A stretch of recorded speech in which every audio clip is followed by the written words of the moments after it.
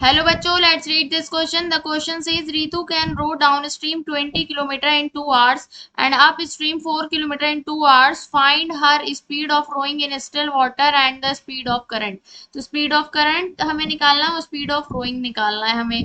ठीक है, तो स्पीड ऑफ करंट क्या होता है कि पानी किस स्पीड से फ्लो कर रहा है, और speed of rowing in still water कि वो किस स्पीड से अपनी बोट को चला रही है जब पानी रुका हुआ है. ठीक है, तो यहाँ जो हमारा की कॉन्सेप्ट है वो क्या है, इस क्वेश्चन में हमारा जो की कॉन्सेप्ट लग रहा है वो है speed of upstream is equals to speed of boat in still water minus speed of stream, speed of current. ठीक है, और स्पीड ऑफ डाउनस्ट्रीम क्या होता है, speed of downstream, speed of downstream होता है speed of boat in still water plus speed of current. ठीक है, स्पीड ऑफ करंट और स्पीड ऑफ स्ट्रीम भी कहते हैं हम स्पीड ऑफ करंट को. और तो यहाँ डाउन स्ट्रीम क्या होता है, डाउन स्ट्रीम लिखते हैं पहले, सबसे पहले डाउन स्ट्रीम समझाते हैं. डाउन स्ट्रीम होता है जब बोट हमारी, ये बोट है, बोट हमारी इस डायरेक्शन में जा रही है. ठीक है, और जो हमारा वाटर फ्लो कर रहा है वो इसके अपोजिट डायरेक्शन में वाटर फ्लो, सॉरी, जो हमारा वाटर फ्लो कर रहा है वो इसके सेम डायरेक्शन में वाटर फ्लो कर रहा है. तो इस कंडीशन को हम क्या कहेंगे, डाउन स्ट्रीम कहेंगे. और अप स्ट्रीम क्या होती है, अप स्ट्रीम होती है जब ये हमारी बोट है. ठीक है, तो ये बोट है और अप स्ट्रीम में वाटर जो है अपोजिट डायरेक्शन में फ्लो करता है. तो इस कंडीशन को क्या कहते हैं, अप स्ट्रीम. सो अब हमें यहाँ पर, अब मैं मान लेती हूँ the speed of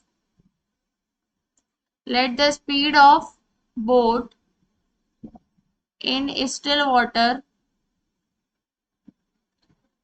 water be X and speed of current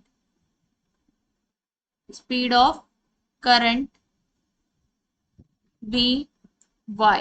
तो क्या हो जाएगी, स्पीड ऑफ अपस्ट्रीम क्या हो जाएगी, स्पीड ऑफ अपस्ट्रीम हो जाएगी इस केस में. स्पीड ऑफ अपस्ट्रीम क्या होती है, स्टिल वाटर माइनस करंट, तो x minus Y.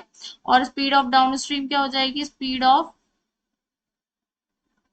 Down stream हो जाएगी हमारे पास speed of boat in still water plus speed of current, तो मतलब x प्लस वाई.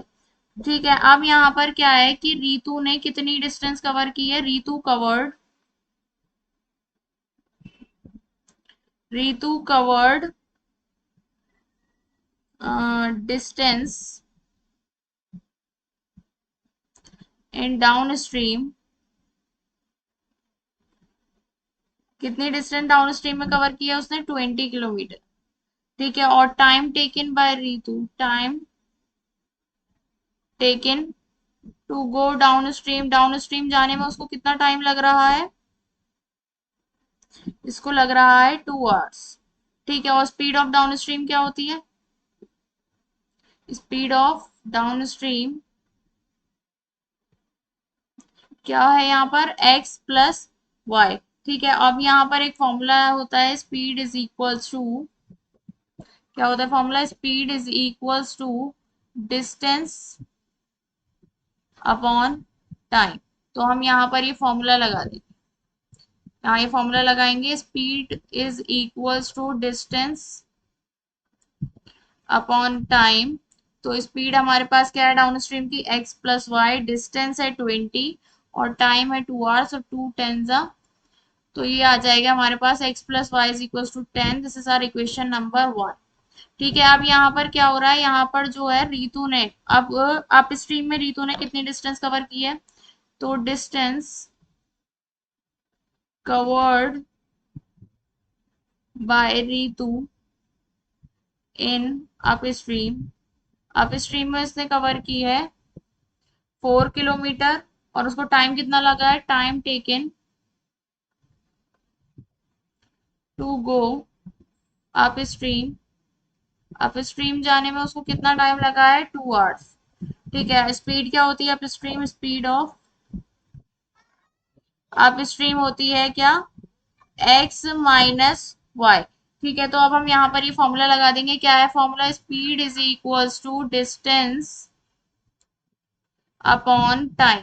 ठीक है, स्पीड क्या है हमारे पास, स्पीड है एक्स माइनस वाई, डिस्टेंस उसे चलिए 4 और टाइम है 2, तो 2 to the 4, मतलब X minus Y is equals to 2। This is our equation number 2। और इक्वेशन नंबर 1 है X plus Y is equals to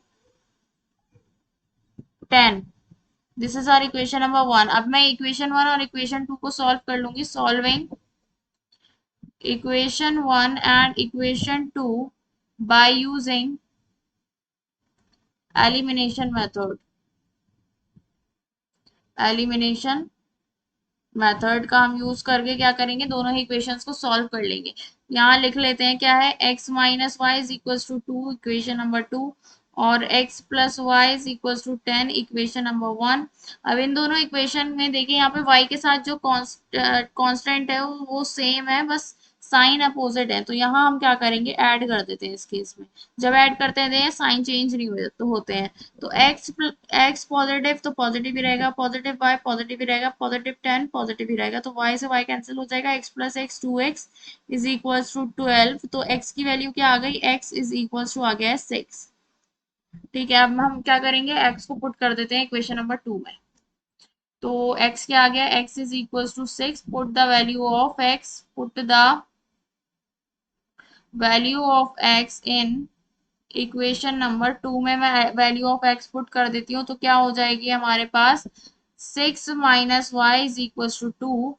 तो y इज इक्वल टू आ गई है 6 माइनस 2, मतलब y is equal to 4। y की value आ गई है 4, और x कितना है, x is equal to 6 kilometre per hour. क्या था ये, speed of boat in still water, in still water, in still water. और y इज इक्वल टू आ गया 4 किलोमीटर पर आवर। ये क्या है, speed of current. Okay, so the final answer is x is equal to 6 kilometer per hour is the speed of boat in still water, and y is equals to 4 kilometer per hour is the speed of current. Hope you understood it well. Best of luck. Thank you.